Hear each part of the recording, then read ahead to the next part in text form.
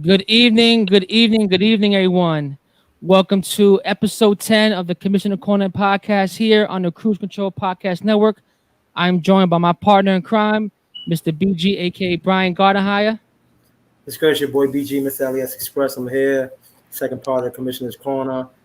Pleasure to be here. Looking forward to a great show, man. We have somebody iconic, one of New York's own, New York's born and raised. So this is gonna be great, man, for the culture. Yeah, Claxton. yes, sir. So, just a couple things before we get Speedy on. We wanted to just give a moment of silence to two people that passed away in our basketball community. One happens to be a young youth by the name of JoJo. I know you know him well, BG, Yeah. and also Sekou Smith in the NBA, who's touched so many lives on the mic and helped out so many athletes and represented our community well. So I just want to give a quick moment of silence to those two people that passed away.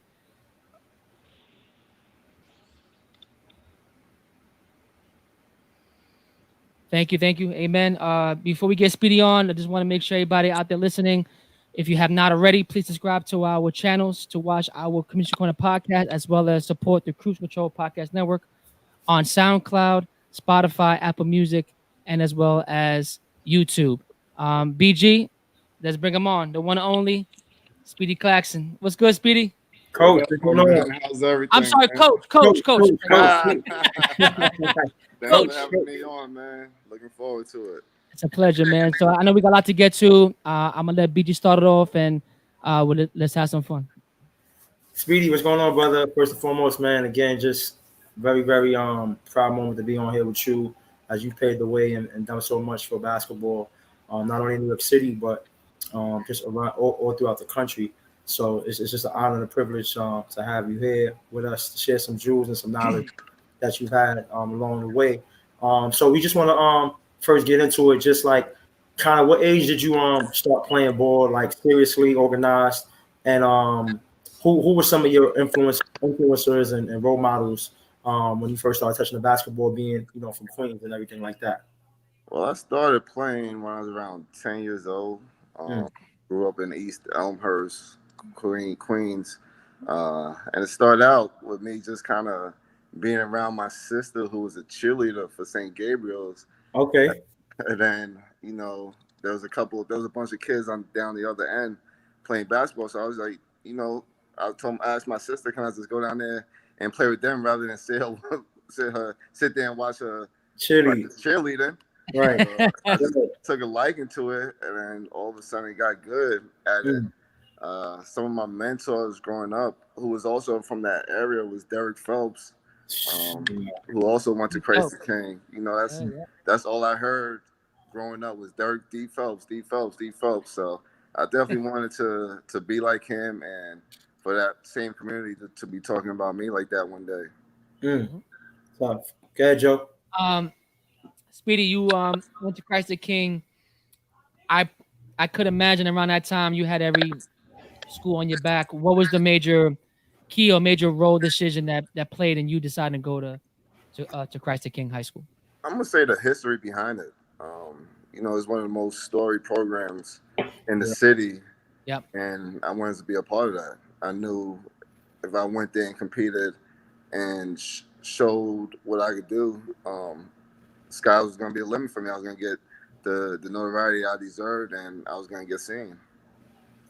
Speedy, Kenny Anderson, Quinn Smith, all those guys from Queens, they attended Malloy. Did you have your? I mean, was it Christ the King all the way, or was there other little schools that you thought about maybe pursuing as well too outside of Chico? Nah, there was definitely other schools I thought about. Definitely thought about Malloy because of Kenny Anderson. Right. I thought about McClancy because it was close to where I grew up. But Christ the King was my dream school. Like that's where I wanted to go. So when I got the opportunity to go there, I took it. So you played super well at Christ the King, started a career there, and you wind up staying home, which a lot of we're gonna get into that later about kids, staying home locally. But what made you choose Hofstra and then go play for legendary coach Jay Wright, who actually, for me, I feel like you guys started the pipeline to that traditional school at Hofstra, man. Like, Yeah. what were some of the things that made you want to stay home and play at Hofstra? Well, I kind of wanted to be the man on the team, quite honestly. I mean, real talk. Like, I didn't want to go somewhere and be third, fourth fiddle like I was pretty much in my young career. Like when I was at Quincy King, like I was on the team with Lamar Odom, Eric Barkley. So I was third fiddle. Even Aaron Miller was ahead of me. So I was like third, fourth fiddle on that team. And even when I played at AU, Lamar was still on my team. Ira was still on my team. LeBron was on my team. So I never really got. I didn't feel like I never really fully got to show what I could do. Right. So I was like, you know what? Forget this how I made your life. Like I want to go somewhere and be the man. Go somewhere where it's going to be about me. That's a fact. And that's why I chose Hofstra. And then, not to mention that Jay Wright, who was the coach at the time, he recruited me at a high level. Like everywhere I turned around, he was at my game. And he was an amazing coach. He had a great coaching staff, and they really made me feel like it was home. It was like one big happy family. So I got a 2-part question for you. Was there any other colleges? I know you want to be the man, and you was the man. Were there any other colleges that you was interested in, or you kind of would have decided otherwise if Hofstra wasn't your final choice? If I didn't go to Hofstra, I probably would have went to St. John's. I definitely would have stayed local, so St. John's would have been my second choice. But I had St. John's, Army, Georgia Tech, Seton Hall. Yeah. But I don't know, man. It was just something about Hofstra that something my gut told me to stay with my decision and go there. Right. So I guess my second part to that is I would assume Jay Wright had a lot to do with that. What was it playing for Jay Wright in the early stages that what people don't see now? Yeah. What people see now is not what they're seeing back in the trenches. Can you compare, can you give us a little story about your experience being coached by him and, where you see him before until now? Yeah, I mean, he's the man. If you play for Jay Wright at Hofstra, he was a different coach. Like the way you guys see him, GQJ. Yeah. He seemed like he's the coolest person, which he is off the court. But I tell you what, like when he first started coaching, like he was a maniac. Yo, I heard he was no shade. I heard he was like Bobby Gonzalez. I used to say he was Jekyll and Hyde. Like it was like two different people. Like off the court Jay Wright and on the court Jay Wright was crazy. I remember after the first practice, I went back to my room and I was sitting down talking to my roommate, and we just looked at each other like, yo, who was that? Like that was not the guy that recruited us. Right. We thought we was coming to play for some young, up and coming, mad cool players coach. But nah, it wasn't nothing like that. But now I hear that he's way more tame. Like his players now, they say he's not like that anymore. I'm like, wow, that's crazy. You guys got the nice Jay Wright because he was not like that. So was it?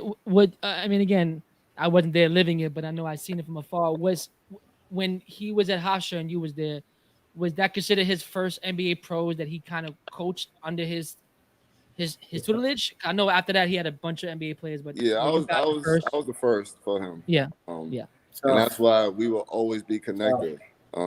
Whenever they talk about Jay Wright, they always gonna talk about me as well because I was kind of the first guard that got it all started for him, and now, I mean, that's guard you over there. That's for sure. Guard you. That's guard you. Guard you. Go ahead.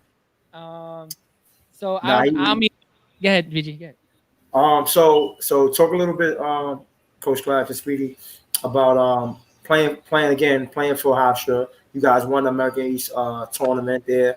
You had a bunch of accolades. You also went to the NCAA tournament, which I think was that the first in history that they ever went to the NCAA tournament? Second. So talk a little bit about that experience and that run that you guys had. And again, you talked about being third and fourth kind of string, not string, but option when you played at Christ the King. And you talk about having the green light now and kind of like what did Jay Wright do to instill you to just make you that to kind of like shoot out the shotgun the way you did at Hofstra? Well, I had a great experience at Hofstra. It was cool for me because the way we got to the tournament. You know, we Yeah. we were at a mid-major conference, so not every team gets to go. Yeah, Maybe yeah, one or two. Yeah. So yeah, it's one from our league is going. Yeah. We have to win our conference tournament in order to make it to the NCAA tournament. And you know, getting closer each year, it really it really I don't know, it just really made us appreciate the grind. Um, and then you know to go out like that my senior year and finally get there, I yeah. mean, it was an amazing experience. Like I wouldn't have had it any other way. Right. That's gonna be a lifelong thing that I get to share with those teammates forever. Sure. We'll forever be connected. And you know, Coach Wright he really instilled in me, you know, how to play the game, like play it with passion, play every possession like it's the last. And he just taught me how to play hard and compete. Right. So anybody listening right now to the Commissioner Corner podcast, any question you have for Speedy, please drop it into our chat. Anybody watching, please subscribe to our YouTube channel.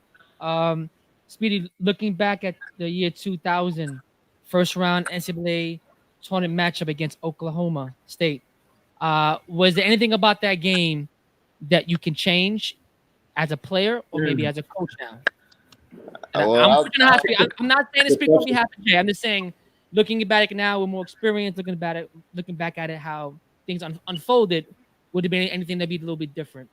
Yeah, I wish I didn't get hurt in the first couple of minutes of the game. He did. Yep, I remember that. Not a lot of people know, but within like the first 10 minutes of the game, I dislocated my pinky, so I went out for quite a bit of time, and they was able to run. They was able to run up the score, and by the time I got back and got in the game, we was pretty much down, you know, 16 to 20 points, and once I returned, we played them evenly. Yeah. Until the end. So I wish that I didn't get hurt in the beginning to see what would have happened. For real. If we would have had the chance to knock them off. Yeah. And I think they had that year Desmond Mason, right? Yeah, my guy Desmond Mason. Desmond Mason. I know he played with me when we was in Oklahoma City. And we actually watched that game as a team together. That's right. Because I know there was a reunion you guys had, and I think it was Charlotte, right, Speedy? Was it Charlotte or? Nah, we was in Oklahoma City. Oklahoma City, sorry. Oklahoma City. You guys reminisced on that game. So yeah, how was it playing against Desmond and knowing that he was, you know, an NBA draft pick? I mean, how was it playing against that competition? I mean, no, it was short. It was cool. It was cool because I got to kind of measure myself up against somebody at that same level. Whereas, you know, going throughout my season and playing against the competition I was playing against, I didn't really see NBA guards, or you know what I'm saying. So it was cool to play against them, so I could see where I was at. And at the time at your peak time in those 4 years, Speedy, was the conference, in your opinion, competitive, or was it peaking competitiveness, or do you feel that you was in a conference that you had enough competitiveness to get you to the next level in playing that conference? It was competitive. I mean, it was definitely some good players in that league. So it definitely prepared me to play at the next level. And then, you know, once we played a great non-conference. Yeah. We would play St. John's and some high major programs. So I got to test myself against those schools as well. And nothing changed. I would still get my 20 to 30 points. 10. So I was like, yeah, I'm like that. That's fact. I don't want to curse, but I'm talking your shit. Sorry, go ahead, BJ. Nah, so Speedy in 2000, you get drafted 20th overall by Philly. Playing for Coach, you know, legendary Larry Brown, playing with two Hall of Famers, Allen Iverson and Mutombo. Talk to us a little bit about being from, not only, you know, your experience with that and just being from New York and getting drafted, you know, making such a mark in basketball. Talk to us a little bit about that, and then the last part of the question, which I was upset about, you know, being a fan, about you getting hurt and not being able to play that year. So give us a little bit of the spiel of the whole shenanigans. It was a crazy experience, just and all, man. You know, Lottery pick. Like getting drafted was an unreal feeling. Like Right. you grow up playing basketball and watching the NBA draft and watching the NBA, and then to actually go through the process, going to the pre-draft camps and then the individual team workouts, and then to hear your name get called on draft night. Tough. It's retarded. It's surreal. Yeah, it was crazy. It was unreal. Like it was crazy. Like you could put in all that work, Speedy. You could put in all that work, and it still becomes surreal when your name is called, right? You can go in the grind, lab every day, 10 up, 10 down, and still be like, "Damn, my name is called." But I tell you what, once my name was called, it was like a huge weight was lifted off my shoulders. It was like, whoo, wow, like I got drafted. I'm about to play in the NBA. Like, holy crap, this is crazy. Like, this is insane. And then to get drafted by Philly, who I was definitely a fan of because I was a fan of AI, so I watched them play a bunch. So it's not only get drafted, but then I'm about to be teammates with like my idol. Like this is insane to me. Crazy. So crazy, and that's the year they went to the finals, right? Yeah, we went to the finals my first year. That's crazy. That was another crazy thing. So not only did I get drafted and play, get drafted to play in the NBA, but then I got to go to the finals and see it firsthand, right off the bat. Like so, it was like, wow, this is crazy. Curious. I got to see everything my first year. So I'm curious. I know they always say about a regular NBA game versus the playoffs or the finals. Oh, it's a difference. It's different. You tell us that. You tell us that difference. Oh yeah, the intensity level goes up a couple notches. Like that's when you see who's real. If you go in the playoffs, that's when you're real. I tell you that because that's when guys and teams really focus in on trying to have a real scheme and game plan, trying to stop you. Correct. And it's 7 games, so you got 7 times. You got to beat the team 4 times. Yeah, you got to beat the team 4 times. Tough. Right. Like a team really locks in on your tendencies, and they really look to try to stop you. So I know we went to the NBA, and we're gonna stay there. I have to go back because I'm so amazed at your accolades. So I just want to say that we're slowly approaching your anniversary of the number 10 being retired at Hofstra on January 31st. Big time. Right around the corner. Oh, wow. I know you say surrealness, but what is that feeling about having your jersey up in the rafters when you made the decision to be the man, and now you're the man? It's everything. I mean, that's what I set out to do, and I did it. That was a plan of mine going into it, and sometimes things don't go through the way you wanted to, but for me it did. And for me to be able to be at work and walk around Hofstra and see my picture up damn near everywhere, it's crazy. I mean, I'm not just talking about like in the athletic facilities. I could be on the normal part of campus and see a random picture of me. Yeah. So I mean, that's my second home. I love it. And that's why I made a great decision, man. You gotta when you're talking about playing college basketball, you want to go somewhere and leave a legacy. Yep. Like just don't go somewhere and be another player through the program. Like go be a legend somewhere, man. We got to listen, Randy, the editor. We got to take that clip right there. We got to make that happen. That's a dope thing. So in 2009, you get inducted to the Hall of Fame. Then 2 years later, you get your jersey is inducted to the Hofstra Basketball Hall of Fame. Like, I mean, I don't listen. I'm 5'6" on a good day. I don't know what it is to be in your shoes, be a legend, right? Just talk to me about that 2 years after that your jersey gets retired and now you're in the Hall of Fame. I know you felt cemented, but was there any other out of body experience that you had when you now a Hall of Famer in your own? I mean, it's just it makes you really feel appreciated and loved. Not too many people can say they're in the Hall of Fame for wherever they're at. And correct. I always say I made the Hofstra Hall of Fame. That's a special moment that I will always remember in my lifetime. I could tell my kids, look, Daddy's in the Hall of Fame. Right. Yep. And every other kid that comes with the Hofstra doors, you can Oh yeah. Jersey, don't curse me out. Don't say I don't know shit. I'm over here. I know this game. My over name here. is always gonna be synonymous with Hofstra. Like you talk Mm. about Hofstra, you're gonna talk about Speedy Claxton. There you go. Hello, Gabby. So, just fast forward a little bit too. So you get traded to San Antonio, where you go play for another. Like I mean, the storyline for me was I was telling Joe is you've been so blessed to play for so many great coaches. So you go to San Antonio where you play for Greg Popovich, and play alongside Tim Parker, Tim Duncan, Ginobili, all those guys. How did it feel to be traded to go there? And then to be a part of that great run that you guys had. Talk to us a little bit about that. Well, San Antonio was a great organization. Mm-hmm. I did not know what to expect going into the situation. You know, getting traded for the first time is not easy at all. We talk about that, yes.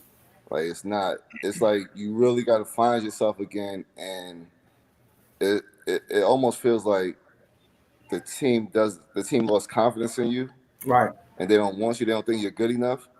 So you gotta just forget about that and really think that it's a business. Yeah. And Yeah, just 100%. yeah, like I remember, like I got traded on draft night, and the draft was in New York. So I'm an NBA player, so I'm like, I'm about to go to the draft parties in the city. Right. I'm driving. I'm on the LIE going on my way to the city. Next, my homeboy called me. He was like, "Yo, son, you just got traded." I was like, "What?" I was like, "Nah." I said, "Yo, if I got traded, my agent would have called me and told Right. me." Wow. As I was saying that, my phone beeped. I looked at the phone. It was my agent. I was like, "Oh man." I was like, "Yo, I'll call you back, man." Unbelievable. So I clicked over. It was my agent. He's like, "Yo, Speedy, you got traded to San Antonio." I'm like, "To where?" San Antonio, Texas. Right. I'm like, what the hell am I gonna do in San Antonio, Texas? Like, I'm an East Coast kid. Like, I never lived anywhere else but New York. Not New York. And Philly. I mean, Philly, but I'm like this. Damn, like this is all right. This is a serious move now. Right. I'm like, all right, okay. I'm like, cool. I'm like, whatever. So at that point I was bummed. I didn't want to go out anymore. So I turned around, and went back home. My boys was mad because they was ready to turn party, up. but I just wasn't in a party and mood. But then once I got to San Antonio, man, it was an amazing experience. Like first class organization all the way. I mean, from day one, when I got there, we played pickup as a team. Most of the guys were in town. And then after we finished, Tim Duncan came to me. He was like, "Yo, Speedy, what you about to do now?" I said, "Nothing really. Just go back to the house and chill." He was like, "Well, a bunch of us is gonna go play paintball. Why don't you come?" So I was like, "Paintball?" I was like, "I never play no paintball, but I new team. I got to bond with my teammates." So I took him up on his offer. Went out there. Little did I know that these dudes play. Like they play for real. Like I'm talking about, they on the field with walkie-talkies and like machine gun paintball guns. Whereas I got the little. This shit was Call of Duty. Yeah, this shit was Call of Duty. Call of Duty vibes. This shit was Call of Duty. It sounds like they got a machine gun on the other end. I'm like, holy crap! What did I sign up? I'm like, yo, this is crazy.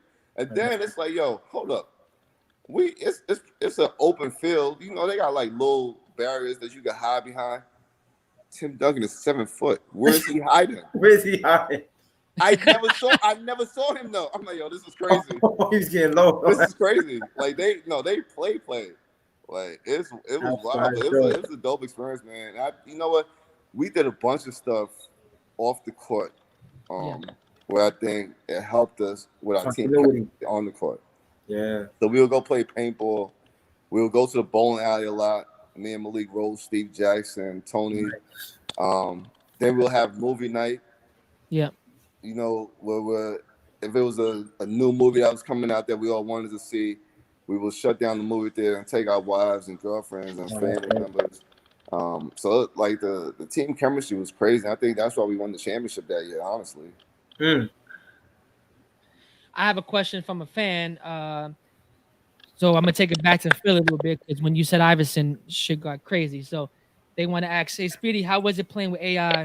And when it came to basketball, Is there anything that you could say about him or his game that nobody knows about? Mm.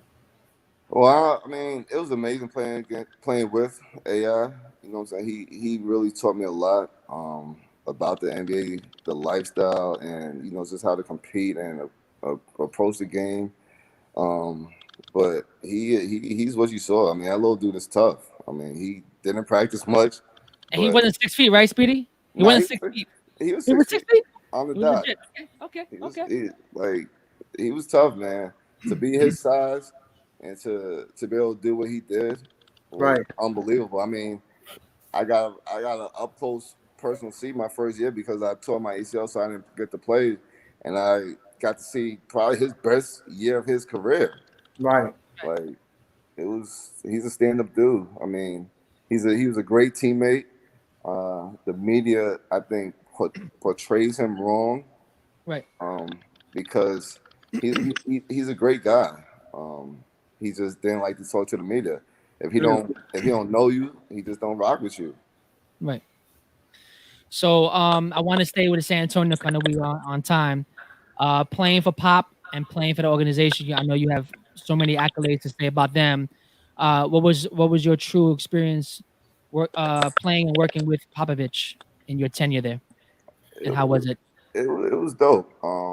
Pop, he's a straight shooter. Like he's gonna tell you what it is, and that's what it is. He's gonna let you know your role, and then it's up to you to perfect your role. So Hmm. first, you gotta accept your role, then you Yeah. gotta perfect your role. And I Mm. think that's why they're a winning franchise every year because everybody who goes there knows what's expected from them, and if they do their part, you're going to be successful. Right. They're going to bring in the right kind of players, and I mean, Pop is dope. So we have a few more minutes left to spend with Speedy. I know we got a couple more questions to get at him before he goes. Just wanted the people that just got on to our podcast. If you just tuned in, we're live with Speedy Claxton. Yes, sir. Please leave any notes or any questions for him before he goes. Put in the chat, and we'll get to it as soon as we can. Um, BJ, I know you want to follow that up that question. I'm sorry. Yeah, so I mean, it's so much you've done in the NBA, Speedy, which we don't want to cut short, but we want to honor you on that. Playing for the Warriors, playing for the Hawks, but I want to get into a little bit of what steered you onto coaching. Mhm. Being a point guard, being a leader, um, having run the show all your life. Just talk to us a little bit about the transition into you getting into coaching, and then going back to coach for your alma mater.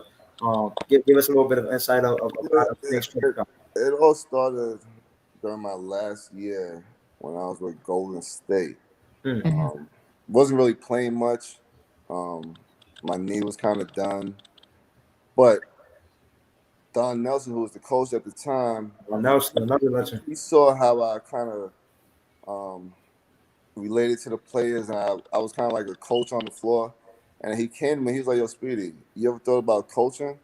And at that point, I didn't. I was like, "Nah, not really." He said, "Yo, you should think about it." Like he said, "I think you'll be a really good coach."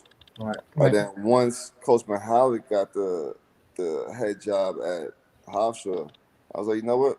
Let me go back and learn this coaching profession. So I Mhm. asked Coach Mahalik to be on his coaching staff, and of course he accepted me with open arms. And he Mhm. taught me how to be a head coach. Oh, he taught me how to be a coach in general. And at that point, now I now I really like to help these kids reach their dreams like I did.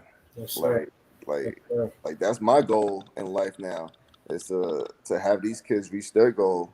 A couple years back, we had a kid by the name of Justin Wright Foreman who My got boy. drafted by Utah Jazz in the second round, and to be able to work with him and get him better each and every year, Yeah. and to see his dream come true his senior year was almost like me getting drafted again. Quite honestly, like I shed a tear like I was getting drafted Yeah. because Right.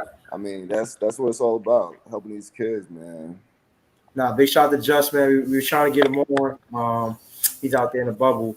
That's a good friend of mine, man. Who I again watched him grow up as well. So it's just an honor to see that you recruit heavy locally in New York and in the tri-state area, man. I really love that you do that. But yeah, Joe. Yeah, I can't let you go without asking this question. So I know you have a lot of you shed a lot of sentiments towards what you've accomplished in your career. In '03, you won the NBA championship with the Spurs. Yep. You played a pivotal role as a backup to Tony Parker and had a high power bench. Give us your thoughts about that whole entire experience. You mentioned about getting drafted, playing the regular season, and playing the playoffs. Finals all different, but now you're winning an NBA championship. How did that cap off your experience? That was it. It was everything. It really was, and like And you brought a chip to New York City. It's a shame. It's a shame that everybody don't get to experience that who plays in the NBA because that's what it's all about. Like being on that stage, growing up watching it, and to experience it. Like that's what you play for. Like it's nothing it's nothing like it.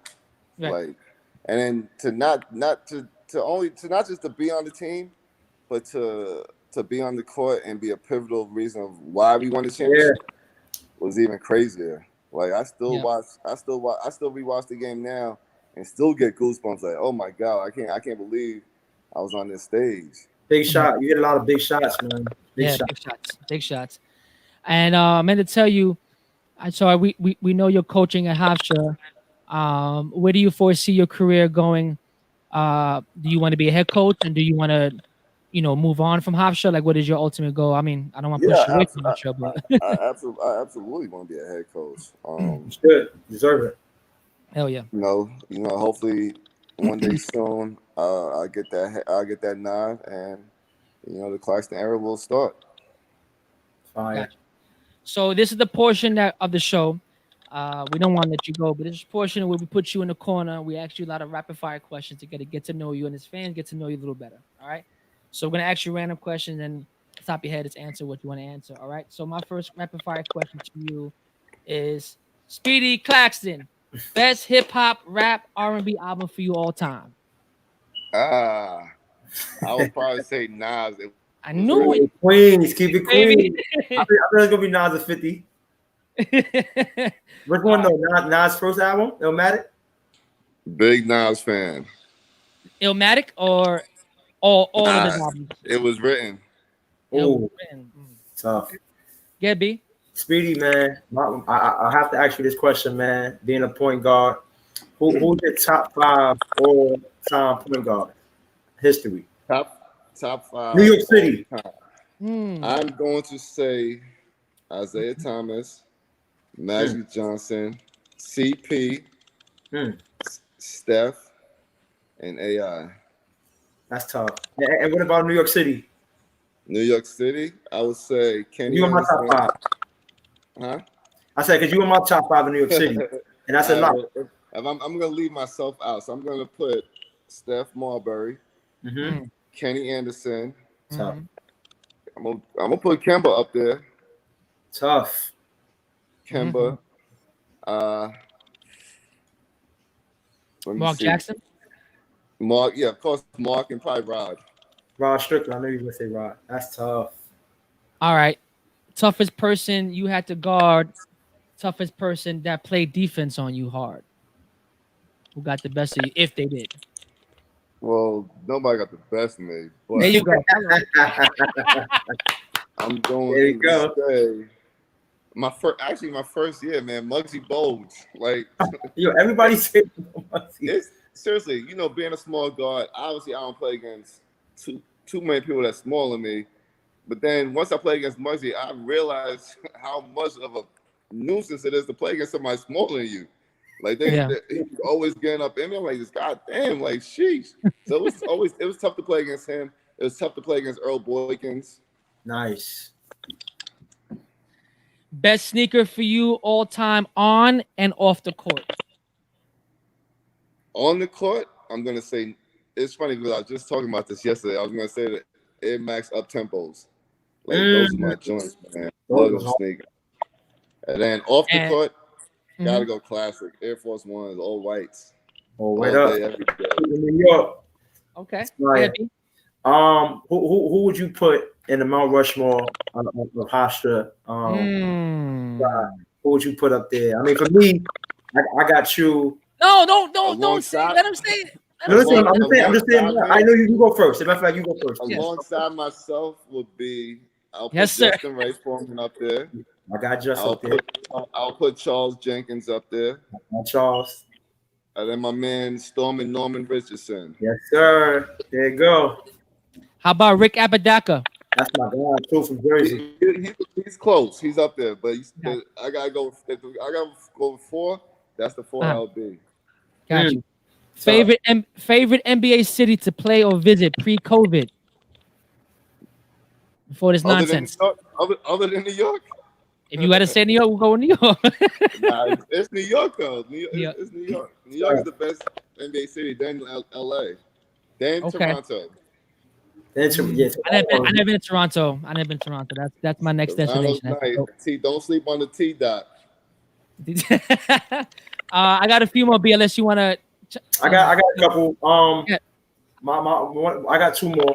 What's your favorite movie of all time? Friday. First one? Gotta go Friday. Classic. Huh? Okay. Yeah, that's All right, classic. Speedy, I got you, Speedy. I got what? Start, bench, and cut. Okay. Charles Jenkins, Speedy Claxton, Justin Wright Foreman. Oh, that's tough. Oh wow, you gonna do me like that? Come on, coach. Come on, coach. Oh, well, Well, I'm listen, definitely start I'm bench. definitely You know starting. he's tough. I'm definitely starting. And I might need some scoring off the bench, so I'm gonna put Justin on the bench, and I'm gonna cut Charles. Ooh, okay. I got one, Joe. Yeah. What is, we big street ball guys. Obviously, we have our tournament. So we can't not ask you a street ball question. What is your favorite street ball tournament to go watch? And who's your favorite street ball player of all time? I'm actually not allowed to go watch them now. Right. It's kind of sucks. So I wish I could, because I miss going to the park and just watching those tournaments, man. That's like the greatest thing to do in the summertime. Like it's a dope atmosphere, and the way they're doing it up now, it's even better than it was back when I was playing. Mm-hmm. Dope. What about street? Who? I mean, big shout out to Skip to my little way for Austin. Who were some of the street ball players or legends that you looked up to or that Honestly, you? I'm gonna say Booger Smith.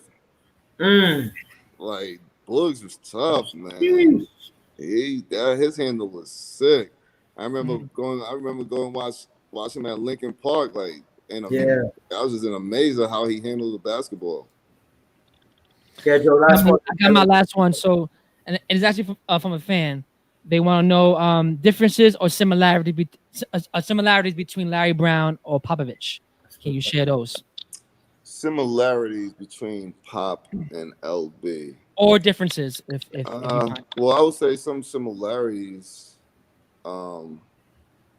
They're both great X and O's, and they both really, really love you as a person. Like they're a dope coach. They genuinely care about you, and you can feel that. That's amazing. Hey, listen, man, I could be on for hours with you, man. And, I want to let you know that this podcast has allowed us to kind of meet people like yourself. And again, we know each other off the court anyway, but just to have, time with you and share your story and share your knowledge and share your experience in this game that we love so much. We thank you for sharing that time with us, but also paving the way for us. You know what I'm saying? We in street ball because we love to see players like you come to our park and really do what they do on TV and in their own hood. So I appreciate you, man. And I thank you for laying down the blueprint, not only at house, but for New York City and for point guard. So no doubt, anything that you're a part of, we support. We're one call away. And we want to thank you so much for being part of our show tonight, Speedy. Thanks, man. Appreciate it. And thanks for having me, man. Good luck to you guys. No problem, man. God bless you, man. Have a wonderful night, all right? Appreciate you. All right. Love, baby. All right, B. So, Speedy, episode 10. Do you think we'll ever get to this point right now? Oh man, it's amazing, man. It's humbling, but it's a statement to I believe who we are Yeah. And we are the people for the people. You know what I mean? And Exactly. as long as we can inspire, or like I say, aspire to inspire, I think we're doing our jobs. And I mean, last Right. week Cappy Pondexter, now you got Speedy Claxton. I mean, Right. we're bringing champions on here, Right. and I think the blueprint that you can follow is that it takes hard work and it takes a plan, and then you have to execute the plan. So I think all of the champions, all of the successful people that we had on here, Yeah. they all kind of have a similar story. And I think for 2021, 2020 was a tough year, but for 2021, man, people got to just execute more Yeah. and accomplish the things they want, because it's right there. These are people that are from where we from. Right. I just want to tell the people that's watching that we decided to do this show because we wanted to get stories Right. and memories aligned to what we Yeah. do through basketball. A lot of you call me, text me about Commissioner Corner. Is it about commissioners in New York City? Is it about Right. street basketball? It is about the culture of NYC basketball and the culture that basketball has a landscape of everybody that we either impacted or we able to have shared time with on our courts. Right. So we will get to the commissioners, we will get to coaches, we will get to New York City. I promise you that we're at the core of that. But a lot of these athletes that we're trying to bring to that is to kind of sew in the tie that when you start from AAU, when you start from street basketball, there's a lineage behind, and you're leaving behind borough.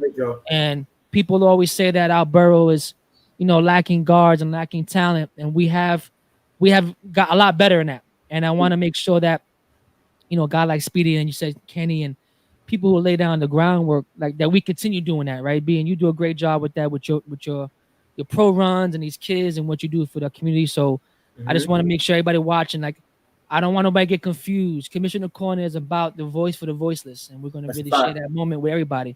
And you're a commissioner too. I think everybody is a commissioner in their own life, and in their own things that they do daily. You know what I mean? So don't think that just because we run a tournament and we do things, everybody's a commissioner. You know what I'm saying? A commissioner is just somebody who takes control, who has a vision, and who puts that vision forward. So the commissioner is just that's just the accolade, man, that we have.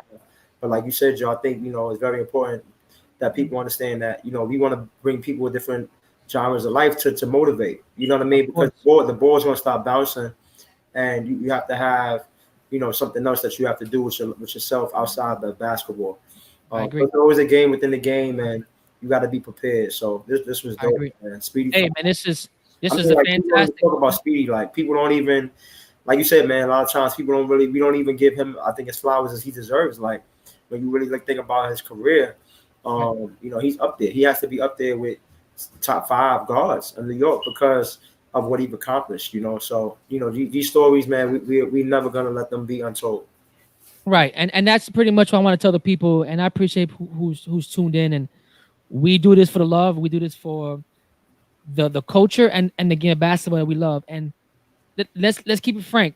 Without these players, we wouldn't have a tournament. No. So for us to kind of pay homage to them 10 years, 5 years, 20 years later, to say thank you, that's what we're about. That's the Commissioner Corner. We are about sharing lives and memories with people who either paved the way before us or for the new generation to be educated on what is the true foundation of street basketball or basketball in New York City. So I have a pleasure sharing that with you every single time we're on this show. Beautiful, bro. You brothers, you know that, man. You know that. Again, want to just give a big shout out and rest in peace to JoJo. Again, had a privilege to coach him at the Whitehead Be Great Training Academy. So I want to give my condolences to Artist Michaels who actually brought him to the academy.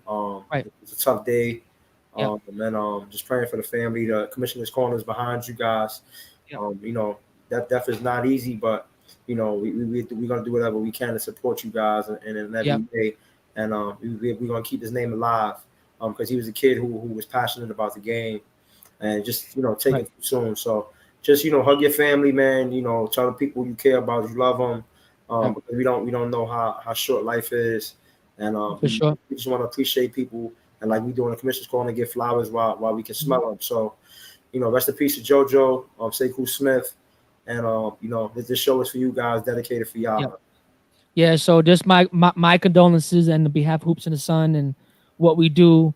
I didn't have a chance to meet Jojo. I probably seen him come by the tournament and probably play and kept it moving. Right. I didn't have the luxury to meet that young man. I probably did in Crossing, but I want to send his family our condolences, and I want to send him a dove upstairs and wish him, Yep. sleep in peace, because this is a tough time, man, and this is how we started our podcast Yep. to shed light on darkness, and we have a lot of darkness, and we got more work to do. So, just want to give it also rest in peace and sleep in peace to Sekou Smith. Yep. I've been a fan of him and provided me so much knowledge on NBA and how to do this podcast stuff and this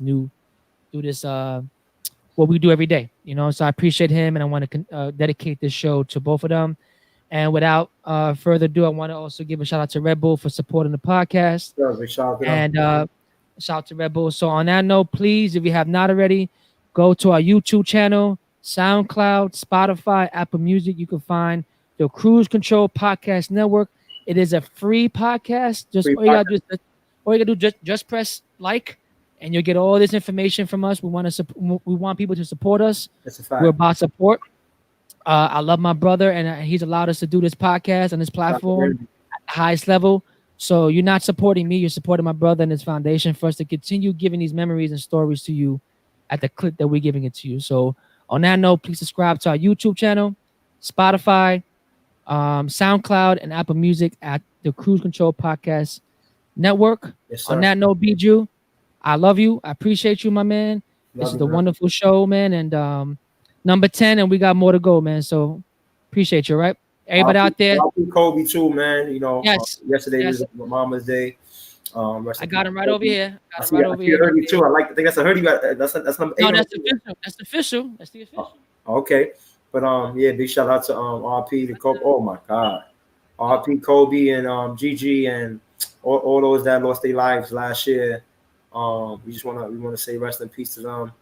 Mamba, yes, man, Mamba lives through us, lives on. Mamba mentality.